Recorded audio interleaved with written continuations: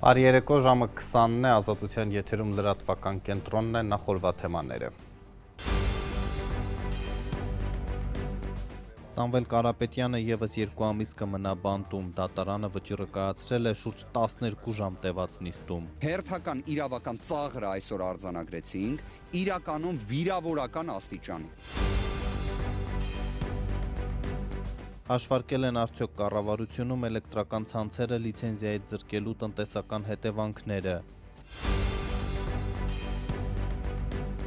Ընտրակաշառքի մեղադրանքներ էջմիածնում 30%-ից ավելի ստացած հաղթանակ դաշինքի անդամներին։ Տները խուզարկել են, տարել են հակակոռուպցիոն կոմիտե, այնտեղ հարցաքննություն է իրականացվել։ 5-րդ տարին Բաքվում բանտարկված Վիգեն Էուջեքյանի առողջական վիճակը վատ թարացել է։ Մարտի 1-ի գործով դեռ հետախուզվում են նախկին գլխավոր դատախազ Գևորգ Կոստանյանը և քննչական խմբի նախկին ղեկավար Վահագն Հարությունյանը։ Ուկրաինայում ընդդիմությունն արգելափակել է Ռադայի ամբիոնը պահանջելով կառավարության հրաժարականը։ Սամվել Կարապետյանը կշարունակի բանտում մնալ, դատարանը կրկին երկարաձգել է Ռուսաստանաբնակ գործարարի կալանքը։ Նա իրավապահների ուշադրության կենտրոնում հայտնվեց, երբ հայտարարեց, թե իր ձևով է միանալու եկեղեցու պաշտպանությանը։ Իշխանազավթման մեղադրանքը շատ չանցած լրացվեց փողերի լվացման հոդվածով, որը սակայն դատարանի կողմից մերժվեց, սրան զուգահեռ մեկնարկեց Կարապետյանին էլեկտրական ցանցերից զրկելու գործընթացը։ Հերթական իրավական ծաղրը այսօր արձանագրեցինք, իրականում վիրավորական աստիճանի, մարդ, ով եկել է Հայաստանի Հանրապետություն, հունիս ամսին, իր հոր 40-ին մասնակցելու համար, որից հետո դուք բոլորդ հայ առաքելական եկեղեցու հետևորդներ եք, հայ մարդիկ եք, ձեր ցավը տանեն։ Երբ անձը հարազատ է կորցնում, առաջիկա նոր տարին իր մեջ խորհուրդ է պարունակում, այդ թվում գերեզմաններ գնալու։ Եվ նշված հանգամանքը դատական նիստի ընթացքում ներկայացվում է, քննիչը պնդում է միջնորդություն, որ մինչև հունվարի 18-ը Սամվել Կարապետյանը լինի անազատության մեջ, դատախազը պնդում է միջնորդություն, որ Սամվել Կարապետյանը մինչև հունվարի 18-ը լինի անազատության մեջ, եւ դատավոր Սարգիս Դադոյանը նշված հաստատում է, դրանից հետո բան չեմ ուզում հիմա խոսել։ Դատական ակտը դեռևս չենք ստացել, բայց ունենք հստակ մի հանգամանք։ Իրավական պրոցեսում, եթե փողերի լվացման դրվագով հիմնավոր կասկածը չհիմնավոր էր, ինչին եկել էր օգնության վճռաբեկ դատանի որոշումը,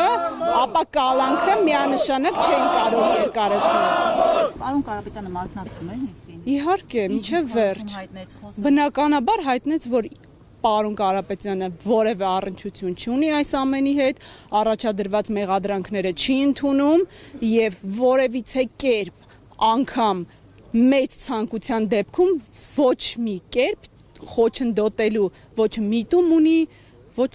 նպատակ։ Իսկ լիցենզիայից զրկված հեծի համար կառավարությունն ընդամենը ամիսներ ունի, որպեսզի սեփականատեր գտնի։ Եթե Սամվել Կարապետյանն այն վաճառի պետությանը, պահանջվելու են մեծ գումարներ, որոշ գնահատականներով շուրջ $500 միլիարդ։ Մասնավոր ներդրողն արդյոք կմտնի այս բեռի տակ, երբ արդեն հայցեր կան միջազգային արբիտրաժում։ Այս ընթացքում տնտեսական ինչ հետևանքներ կառաջանան ռազմավարական նշանակության կառույցի համար։ Ովքեր են կողմ լիցենզիայի դադարեցմանը։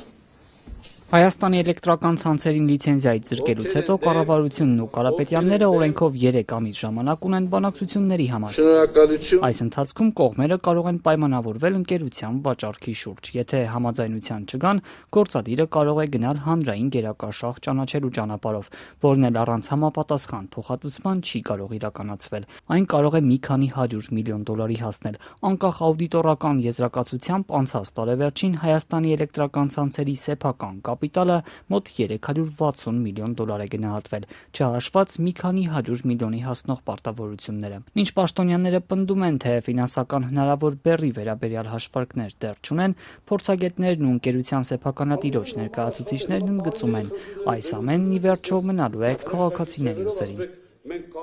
Մի քանի $100 միլիոն մենք, այսպես հայ ժողովուրդը վճարելու է վարկերը եղած ընկերության վրա, մի քանի $100 միլիոն էլ մեր գրպանից բոլորի վճարելու են սեփականատիրոջ։ Ընկերության տնօրենի նախկին պաշտոնակատար Դավիթ Ղազինյանը տեղի ունեցողին կարճ բնորոշում է տալիս։ Ընդհանրապես մի այսպես քաղաքական քինախնդրության պատճառով այսպես ասած ընկանք պարտքի տակ էլի։ Վարչապետը միլիարդատեր Սամվել Կարապետյանի ձերբակալությանը զուգահեռ հայտարարեց Հայաստանի էլեկտրական ցանցերն ազգայնացնելու մասին ու արդեն 5 ամիս է տնտեսական հնարավոր հետևանքների մասին հարցերին իշխանականների պատասխաններում մտահոգության նշաններ առանձնապես չկան։ Ինքը Նիկոլ Փաշինյանը, որը սկզբում պետականացման մասին շատ ավելի կտրուկ էր արտահայտվում, այժմ փոքրինչ մեղմել է հռետորաբանությունն ու ասում է՝ կառավարությունը գնելու հարցը կքննարկի, եթե մեջբերեմ կինը տրամաբանական լինի, հակառակ դեպքում կփորձեն մասնավորի ներգրավել։ Բոլոր դեպքերում պետք է վճարի հեծին, բայց ով մի սցենարի դեպքում կառավարությունը, մյուս սցենարի դեպքում նա ով ձեռք կբերի, որովհետև ըստ էության անուղղակիորեն կստացվի, որ ձեռք է բերում իհարկե կառավարության միջամտությամբ, բայց ձեռք է բերում մյուս ընկերությունից։ Կան ընկերություններ, որոնք պատրաստ կլինեն միջազգային արբիտրաժում քննվող եւ փաստացի այլ սեփականատիրոջից վերցված ակտիվի համար այդքան գումար տրամադրել, հետո էլ միլիոններ ծախսել արդիականացման համար։ Բանակցություններ ընթանում են, գործադիրն այս հարցերին դեռ չի անդրադարձել։ Գոնե հրապարակավ որևէ այլ ընկերություն Հայաստանի էլեկտրական ցանցերը գնելու ցանկություն առայժմ չի հայտնել։ Կառավարությունը հաջորդ этаպով փորձելու ազգայնացնել, ինքը շատ դժվարությամբ կարողանալ գնահատել լիցենզիայի արժեքը, հիմա լիցենզիայի արժեքը ցույց է տալիս, դուք այսպես կդնեն հաշվեկշռային արժեքով տարբեր գույքերը կգնահատենք, ասեն այսքան է արժեք, այսքան վարկ ունենք, այսքան ենք ձեզ վճարում։ Պայքար, պայքար։ Կարապետյաններին փոխհատուցում տալու կամ ընկերությունը գնելու ֆինանսական բեռը միայն այսբերգի երևացող մասն է։ Այս գործընթացը բացասական ազդակ է ուղարկում հնարավոր ներդրողներին, ընդգծում է տնտեսագետ Սուրեն Պարսյանը։ Տարբեր միջազգային խաղացողներին հաշվի առնելով, որ այս ներդրումները իրականացվել է կիպրական ընկերության միջոցով եւ սա նաեւ ինքնամբ դառնում է ոչ տեղական վեճ, այլ միջազգային վեճ։ Հայաստանի ներդրումային վիճակագրությունն այս պահին էլ դրական չէ։ Այս տարվա մարտին օտարերկրյա ուղղակի ներդրումների ծավալը գրեթե 890 միլիոն դոլարի էր հասնում։ Հունիսի վերջի դրությամբ այն նվազել է 143 միլիոն դոլարով։ Այսինքն 3 ամսվա ընթացքում հայկական ընկերություններում օտար ներդրողներին պատկանող այդքան մասնաբաժիններ օտարվել են, նրանք դուրս են եկել շուկայից։ Իդեպ Հայաստանի օրինակն աշխարհում եզակի չէ։ 21-րդ դարում ենթակառուցվածքների ազգայնացման մի քանի աղմկահարույց պատմություն Հարավային Ամերիկայի երկրներն են ունեցել։ Նույն տարում ազգայնացումը նաև Արգենտինայի օրակարգում էր։ Բուենոս Այրեսը որոշեց պետականացնել երկրի ամենամեծ էներգետիկ ընկերության YPF-ի բաժնեմասերի մեծամասնությունը, համաձայնելով սեփականատեր իսպանական Repsolին 5 միլիարդ դոլար փոխհատուցել։ Ավելի քան 10 տարի անց Արգենտինայի որոշման իրավական հետևանքները դեռ զգացնել են տալիս։ 2023-ին ամերիկյան դատարանն այդ երկրի կառավարությանը պարտավորեցրեց 16 միլիարդ դոլար փոխհատուցել ընկերության մյուս փոքր բաժնետերերին։ Բուենոս Այրեսն այժմ վիճարկում է որոշումը եւ ամենաբարձր մակարդակով հայտարարում մեծ փոխհատուցումը կարող է ծանր հետևանքներ ունենալ Արգենտինայի համար, որն այժմ էլ տնտեսական խորը խնդիրների մեջ է։ Իսկ Հայաստանին աշխարհագրորեն ամենամոտ գործը Յուկոսինն է։ Ռուսաստանի կառավարությունը 2000-ականներին Միխայել Խոդորկովսկուն պատկանող ակտիվները բռնագանձեց ու փոխանցեց պետական այլ նավթային ընկերությունների։ Տարիներ տևած արբիտրաժային քննությունից հետո Հագայում տեղակայված տրիբունալը 2014-ին որոշեց, որ Ռուսաստանը պետք է 50 միլիարդ դոլար փոխհատուցի նախկին սեփականատերերին։ Մոսկվան դեռ վիճարկում է այս որոշումը։ Մինչ քաղաքացիական պայմանագիրը տոնում էր հաղթանակը էջմիածնում, հայտնի դարձավ, որ խուզարկություններ են ավելի քան 30%-ով երկրորդ տեղը գրաված հաղթանակ դաշինքի անդամների տներում ընտրակաշառքի գործով։ Ցուցակի առաջին համարը սա քաղաքական ճնշում է համարում։ Վաղարշաբաթի ընտրություններում մոտ 32% ձայն ստացած հաղթանակ դաշինքը գլխավորող Սևակ Խաչատրյանը պնդում է, իրավապահները քաղաքական հրահանգով փորձում են խորհրդարանական հերթական ընտրություններից առաջ իրենց թիմին ճնշել եւ վարկաբեկել։ Սա ուղիղ քաղաքական ուղղորդում է, ուղիղ, ես ասում եմ, իրենք չեն կարող վաղարշաբաթում իրենք լինելով միանձնյա իշխանության չեն կարողանում հիմա համակերպվել, որ կա մարդիկ, կա թիմ, ով ասելիք ուներ վաղարշաբաթուն ու 10,000-ից ավել ձայն է հավաքել։ Այս ընթացքում փորձելու են մեր թիմի անդամներին փորձել ընկճել, փորձել նեղել քրեական գործերով, որ կարողանան թիմը պառակտել, բայց դա թիմը այնքան մեծ է, որ չի ստացվելու։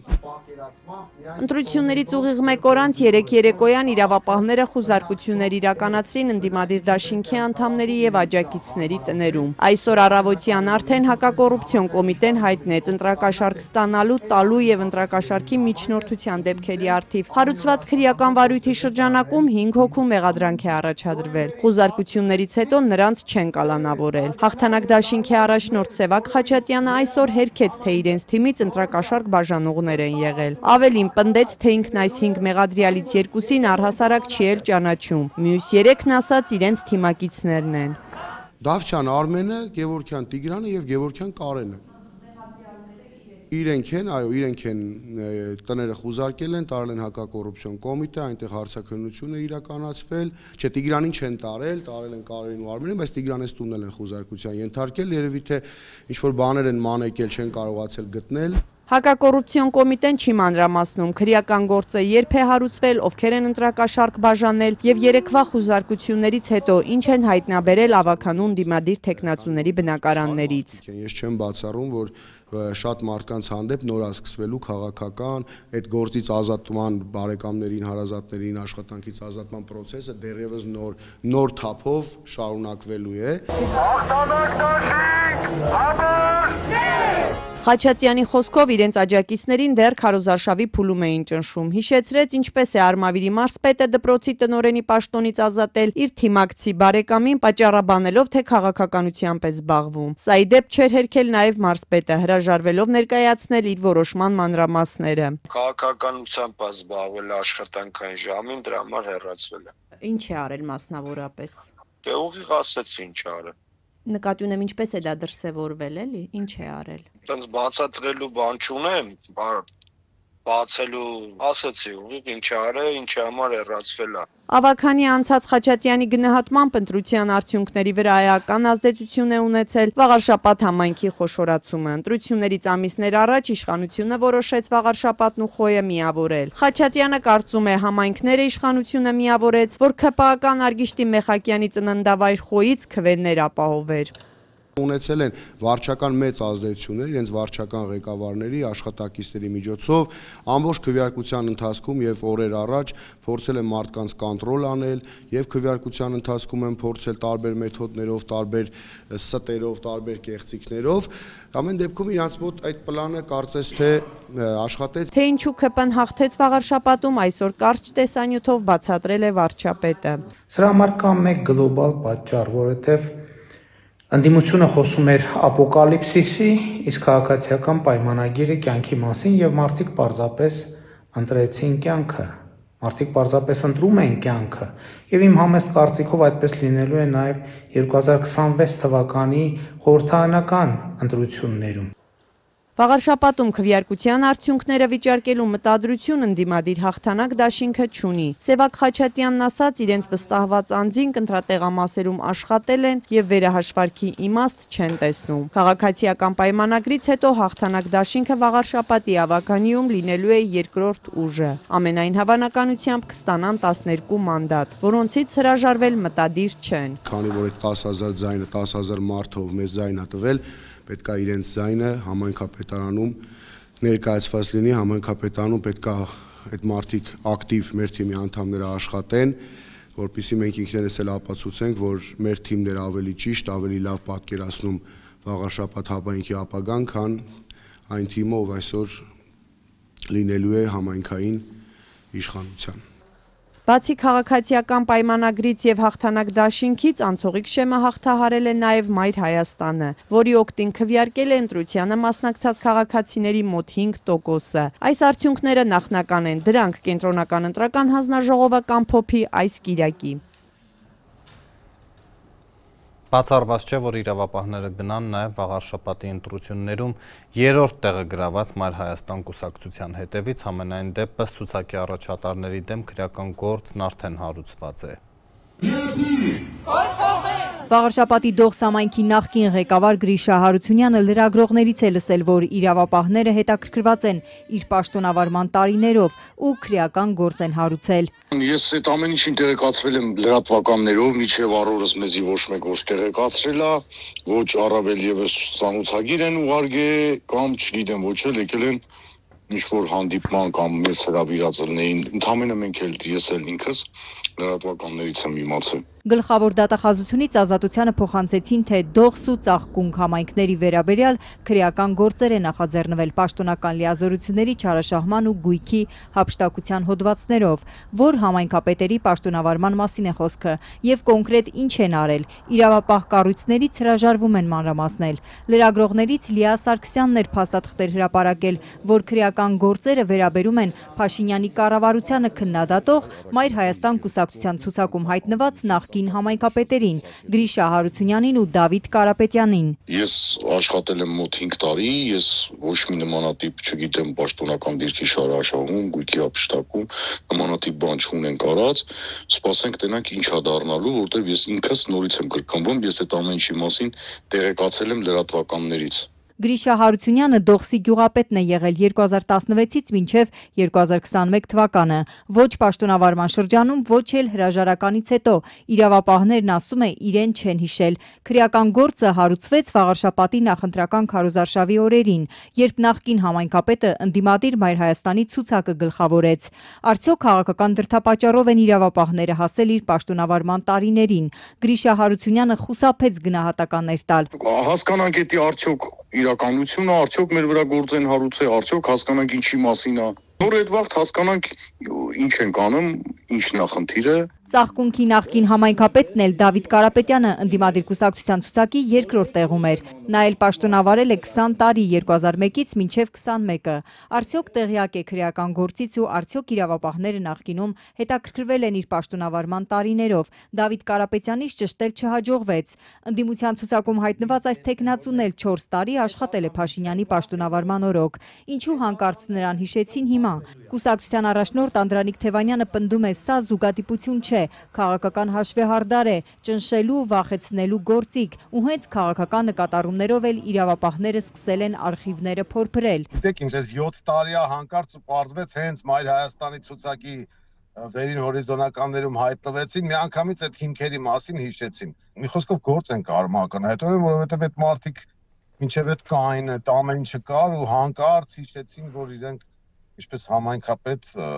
բան են արել, էլի։ Ինչ փուլում է այս քրեական գործը, նրանց մեղադրանք առաջադրվել է, քննչական կոմիտեի լրատվականից մեր այս հարցին դեռ չեն պատասխանել։ Գրիշա Հարությունյանը վստահեցրեց, մինչև այս պահը որևէ իրավապահ կառույցից իր հետ չեն կապվել ու ոչինչ չեն փոխանցել։ Արդյոք նախկին համայնքապետերի պաշտոնավարման տարիների վերաբերյալ իրավապահներն ավելի վաղ էլ կասկածներ ունեին։ Եվ ինչու վարույթները նախընտրական շրջանում հարուցվեցին, քննչականից չեն մեկնաբանում, բայց կառույցի ղեկավարը այլ գործերով հերքել է քաղաքական պատվեր կատարելու մեղադրանքները։ Մայր Հայաստանը նախնական արդյունքներով Վաղարշապատի ընտրություններում նվազագույն շեմը հաղթահարել է ու կլինի ավականիում, երրորդ ուժն է։ Մայր Հայաստանը Ծաղկունքում իշխող ուժից շատ ձայն է ստացել։ Գրիշա Հարությունյանի գյուղում էլ Դողսում Փաշինյանի թիմից 150 ձայն ավելի են ստացել։ Իմ աշխատած տարիների ընթացքում ես ոնց որ շփվել եմ համայնքի ղեկավար բնակիչների հետ, միջև օրս էլ նույն ձևի շփվում եմ բնակիչների հետ, երբևիցե նենց չի ելել, որ ես հայացքս փախցնեմ իրանցից կամ գլուխս կախեմ։ ԵԱՀԿ խորհրդարանական վեհաժողովի շրջանակում Ստամբուլում հանդիպել են Հայաստանի եւ Ադրբեջանի պատվիրակությունները։ Ըստ Երևանի կողմերն ընդգծել են Վաշինգտոնյան պայմանավորվածությունների կարևորությունը խաղաղության ամրապնդման ուղղված հաջորդ քայլերը։ Լրատվական կենտրոնն է եթերում, օրվա լուրերն անընդհատ թարմացվում են նաեւ մեր Telegram-ի ալիքում, իսկ թողարկման երկրորդ հատվածում դիտեք։ 5-րդ տարին Բաքվում բանտարկված Վիգեն Էուջեքյանի առողջական վիճակը վատ թարացել է։ Մարտի 1-ի գործով դեռ հետախուզվում են նախկին գլխավոր դատախազ Գևորգ Կոստանյանը եւ քննչական խմբի նախկին ղեկավար Վահագն Հարությունյանը։ Ուկրաինայում ընդդիմությունն արգելափակել է Ռադայի ամբիոնը պահանջելով կառավարության հրաժարականը։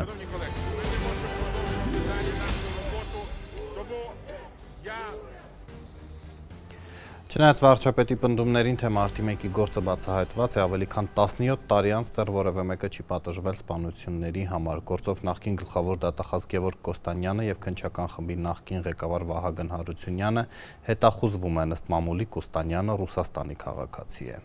Գևորգ Կոստանյանը եւ քննչական խմբի ղեկավար Վահագն Հարությունյանը մեղադրվում են հետագայում պաշտոնական դիրքի չարաշահմամբ, ապացույցների կեղծման եւ գործի քննություն ըստ էության խեղաթյուրելու դրվագներով։ Դրանք բուն մարտի 1-2-ի գործողությունների հետ փոխկապակցված չեն, փոխկապակցված են հետագայում կատարված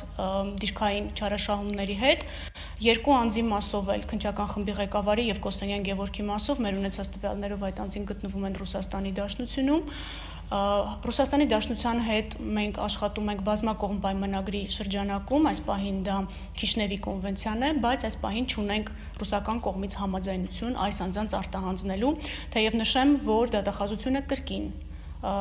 առաջիկայում հանձնման միջնորդություն է ուղարկելու Ռուսաստանի Դաշնություն, խնդրելով նորից դիտարկել նախկինում մերժված հանձնումը։ Քերական վարույթով հիմնավորվել է, որ 2008 թվականի մարտի 1-ին եւ 2-ին Երևան քաղաքում տեղի ունեցած իրադարձությունների ժամանակ զինված ուժերի ապօրինի մասնակցության հանգամանքը թաքցնելու նպատակով Հայաստանի Հանրապետության բարձրաստիճան պաշտոնատար անձանց կազմակերպմամբ քերական վարույթով նախաքննություն իրականացնող քննչական խմբի առանձին անդամներ եւ ոստիկանության պաշտոնատար անձինք փոխել են դեպքի վայրի զինությամբ հայտնաբերված եւ փորձակնության օբյեկտ հանդիսացող կերակված պարկուշները, ինչպես նաեւ կազմել եւ քերական գործին կցել են իրականությանը չհամապատասխանող տեղեկություններ պարունակող դատավարական փաստաթղթեր, թաքցրել կատարված հանցագործության դեպքերը։ Քերական գործով նախաքննություն իրականացած քննչական խմբի ղեկավար Վահագն Հարությունյանը նույնպես ներգրավել է որպես մեղադրյալ այն բանի համար, որ որպես քննչական խմբի ղեկավար կազմակերպել է քննչական խմբի քննիչների եւ ոստիկանության ծառայողների կողմից դեպքի վայրի զինությամբ հայտնաբերված եւ փորձագետներին ներկայացված տարբեր տրամաչափի կրակված պարկուշները փոխելու գործընթացը, ինչպես նաեւ խեղաթյուրել Հայաստանի Հանրապետության զինված ուժերի մասնակցությունը մարտի 1-յան իրադարձություններին, այդ կերպ օժանդակելով մարդու իրավունքների եվրոպական դատարանում Հայաստանի Հանրապետության կառավարության լիազոր ներկայացուցիչի պաշտոնը զբաղեցրած Գևորգ Կոստանյանի կողմից առանձնապես ծանր հանցագործություն թաքցնելուն եւ պաշտոնական կեղծիքներ կատարելուն։ Վերջինը եւս գտնվում է հետախուզման մեջ, խափանամիջոց կիրառված չէ։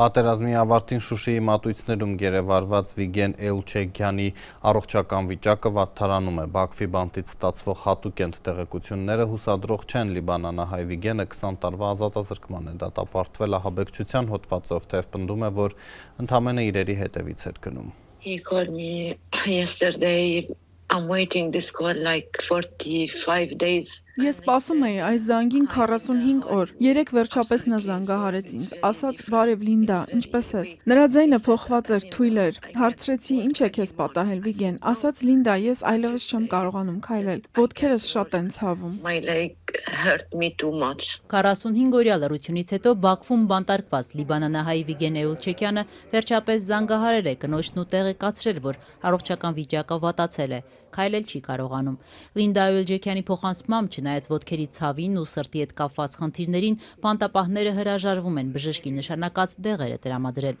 Որևէ մեկի հետ խոսելու, օգնություն խնդրելու հնարավորություն Վիգենը չունի։ Շուրջ 5 տարի Բաքվի բանտում գտնվող հայ ազգի գերին անօգնական, հուսահատ վիճակում է։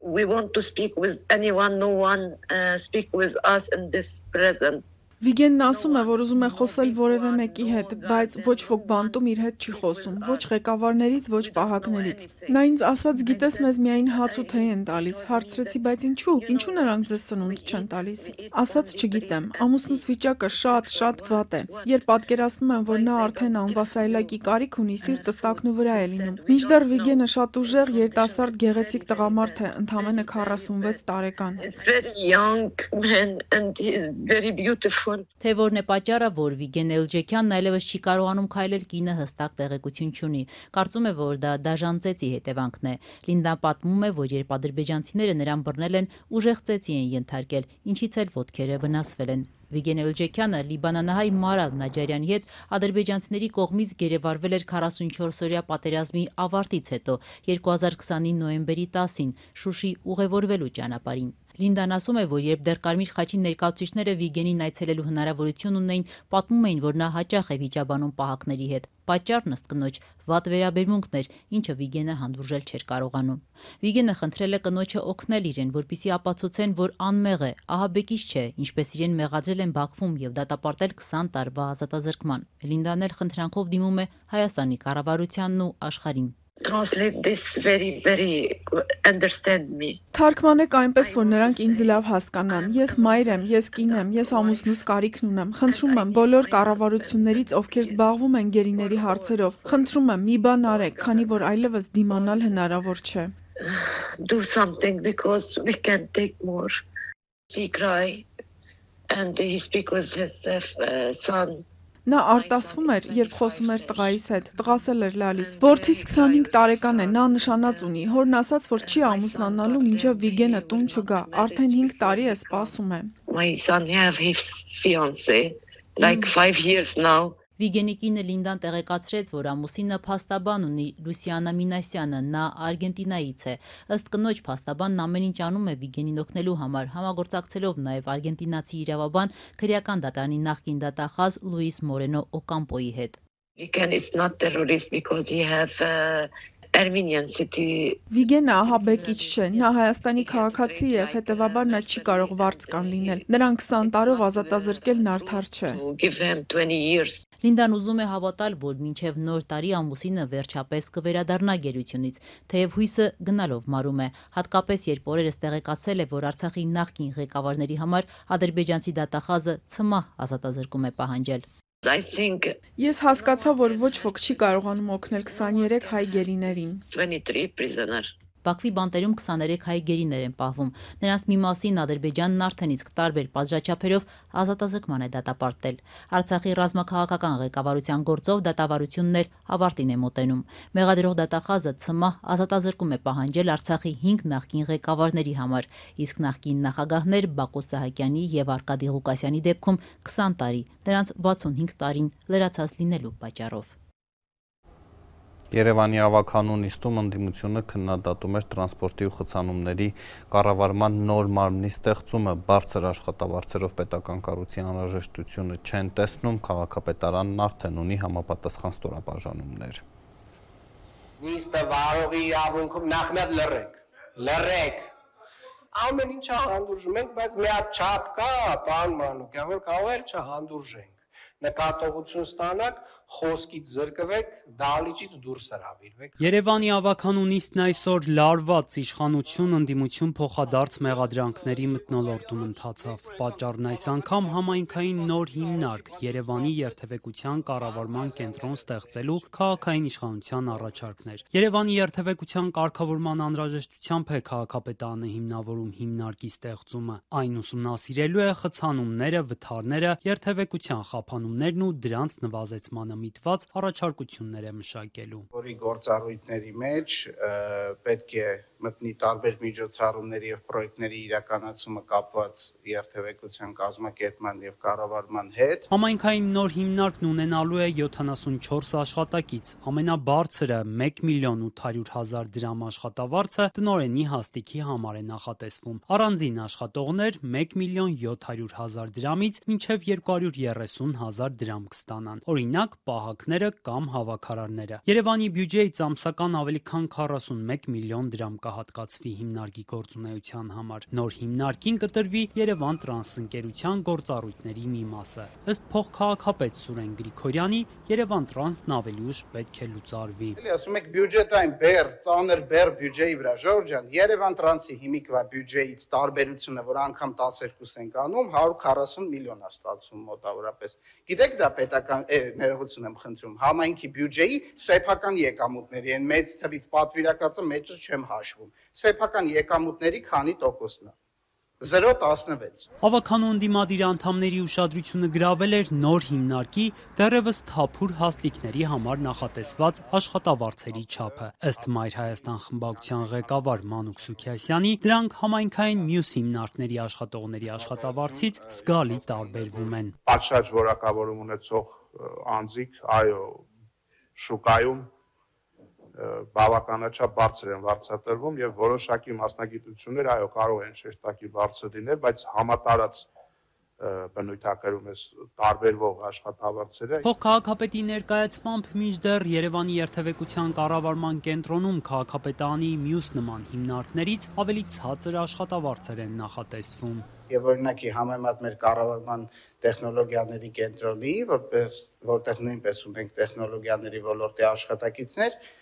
որպես արդեն կայացած հիմնարկ եւ շատ արդյունք տված հիմնարկ ավելի շատ ռեսուրս է իրենց տրամադրվում, քան նախատեսվում է տրամադրել այս հիմնարկին մեկնարկային կետում։ Բնականաբար արդյունքների ապահովմանը զուգահեռ կարող է այդ ռեսուրսը ավելացվել։ Այստեղ մարդիկ ստանալու են 230-276 հազար դրամ աշխատավարձ, պահակը, վարորդը, էլեկտրիկը, ուրեմն մանկապարտեզի եւ պոլիկլինիկայի աշխատողները ավելի արժանի են այս նմանատիպ աշխատավարձ եւ ավելի աշխատավարձ ստանալու։ Երբ որ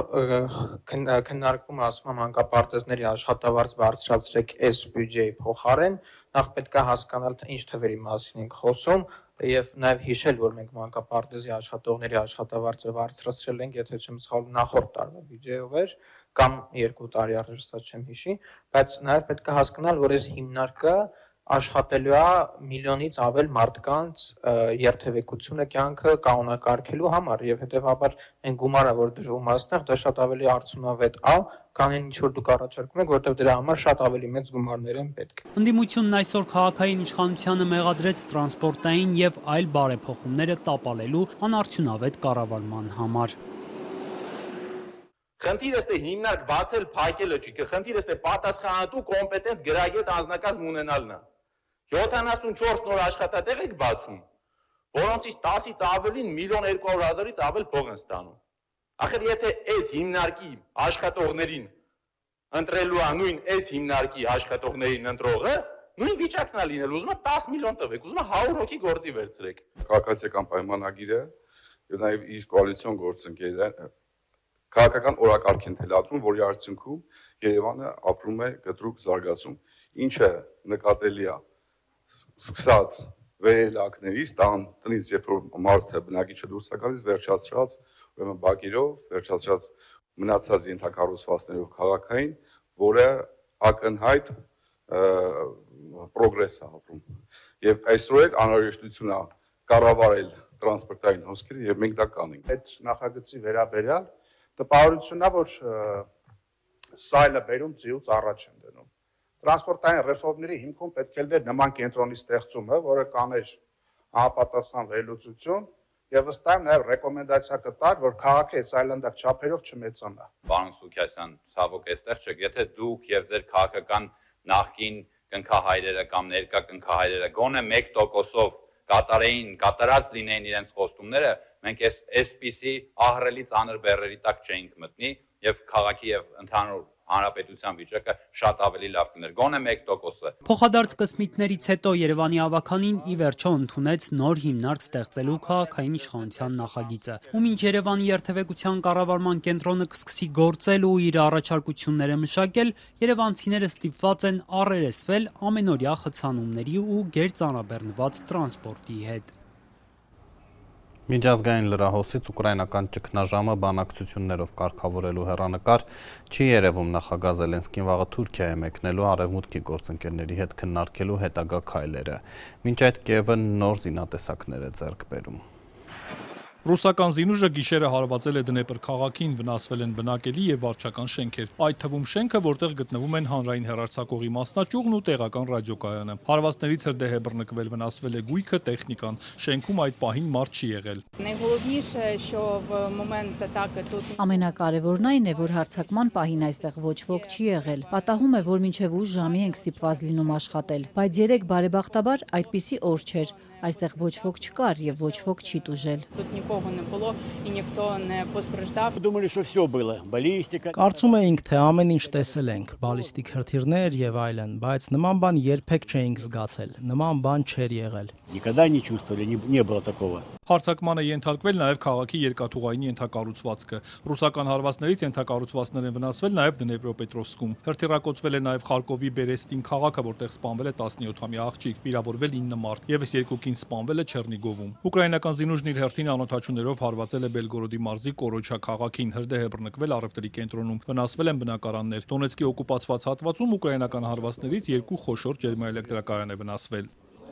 Ուկրաինայի նախագահը հայտարարել է, որ վաղը Թուրքիայում հանդիպումներ կունենա նվիրված խաղաղության շուրջ բանակցություններին, կանադառնան նաև գերիների փոխանակմանը։ Պատրաստվում ենք ակտիվացնել բանակցությունները եւ մշակել ենք լուծումներ, որոնք կառաջարկենք մեր գործընկերներին։ Ուկրաինայի գերակա խնդիրն է անել ամեն ինչ, որպեսզի պատերազմին վերջ դրվի։ Ըստ Reuters-ի ԱՄՆ նախագահի հատուկ բանագնաց Սթիվ Ուիթքոֆը եւս կմասնակցի հանդիպմանը։ Մոսկվան սակայն չի մասնակցի հանդիպմանը եւ կսպասի դրա արդյունքներին, հայտարարել է Կրեմլի խոսնակը։ Դմիտրի Պեսկովը նաեւ ցավալի է համարել, որ Ուկրաինան եւ Ֆրանսիան 3 գործարք են կնքել, որով Փարիզը Կիևին 100 Ռաֆալ կործանիչներ եւ հակաօդային պաշտպանության համակարգեր կտրամադրի։ Ուկրաինային զինելով Ֆրանսիան չի նպաստում խաղաղությանը, հայտարարել է Պեսկովը։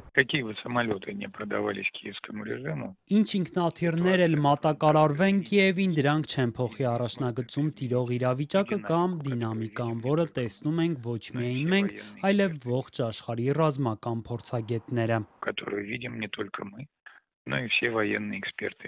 Ու մինչ Մոսկվան ցավալի է համարում այս գործարքը, ԱՄՆ ֆինանսների նախարարության վերլուծությունը պարզել է, որ ռուսական նավթային խոշոր ընկերությունների Ռոսնեֆտի եւ Լուկոյլի դեմ ամերիկյան պատժամիջոցներն արդեն ցանկալի արդյունք են տալիս։ Ըստ գերատեսչության նավթի գինը նվազել է, արդյունքում պակասել են Ռուսաստանի եկամուտները, ինչն իր հերթին սահմանափակում է Ուկրաինայի դեմ ագրեսիան ֆինանսավորելու Մոսկվայի կարողությունները։ Բացի դրանից ռուսական նավթի հիմնական գնորդներ, հնդկական եւ չինական մոտ 1 տասնյակ ընկերություններ հայտարարել են, որ պատժամիջոցների պատճառով մտադիր են դեկտեմբերից դադարեցնել ռուսական նավթի գնումը, չնայած որ Ռուսաստանն այս ընկերությունների նավթը զգալիորեն ցածր գնով է վաճառում։ Reuters-ը Սպիտակ տան աղբյուրի հողումով հայտնում է, որ ԱՄՆ նախագահը պատրաստ է ստորագրել Ռուսաստանի դեմ նոր պատժամիջոցներ սահմանող հանրապետականների օրինագիծը, պայմանով, որ ինքը վերջնական որոշում կկայացնի ցանկացած սահմանափակման հարցում։ Իդեպ Ուկրաինայի ընդդիմությունն այսօր պարալիզացրել է խորհրդարանի Գերագույն Ռադայի աշխատանքը, արգելափակելով ամբիոնը եւ պահանջելով պաշտոնանկ անել նախագահի աշխատակազմի ղեկավարին ու կառավարությանը ամբողջ կազմով։ Անցաչափած էներգետիկ ոլորտում էր կոռուպցիոն հանցավոր խումբ բացահայտվել բարձրաստիճան պաշտոնյաների, նախագահ Զելենսկու թիմակիցների մասնակցությամբ։ Шановні колеги, на превеликий жаль, ми не можемо продовжувати далі нашу роботу, тому я дякую вам всім за результативну роботу. Зараз оголошую перерву у нашому пленарному засіданні. Այսքանը օրվա մյուս լուրերի համար բաժանորդագրվեք Ազատության էջերին սոցիալական ցանցերում կհանդիպենք։